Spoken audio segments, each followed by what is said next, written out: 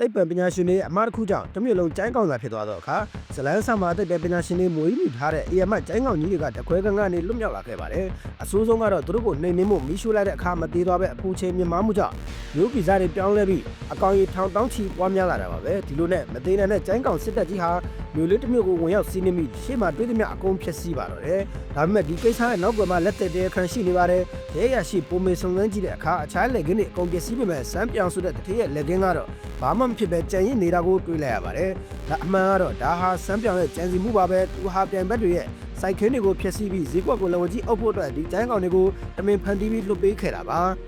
နောက်ဆုံးမှာပုံမေတို့ကစမ်းပြောင်ရဲ့လိဝတ်တခွဲကန်းကိုဝင်စီးပြီးအမှန်တရားကိုဖော်ထုတ်နိုင်ခဲ့ပါတယ်။စမ်းပြောင်ကလေရင်နဲ့ထွက်ပြေးဖို့ကြိုးစားခဲ့ပေမဲ့အတက်နဲ့နေကိုပဲတေးဆိုသလိုပဲသူဖန်တီးလိုက်တဲ့ကျိုင်းကောင်ကြီးကသူ့ကိုပြန်ဖမ်းသွားပြီးစက်သိမ်းမကောင်းခဲ့ရှာပါဘူး။ပညာရှင်တွေကလည်းကျိုင်းကောင်တွေကိုမူလအနေထားရအောင်ပြန်လုပ်နိုင်ခဲ့ကြပြီးကပ်ဘေးကြီးကိုဟန်တားနိုင်ခဲ့ကြပါတယ်။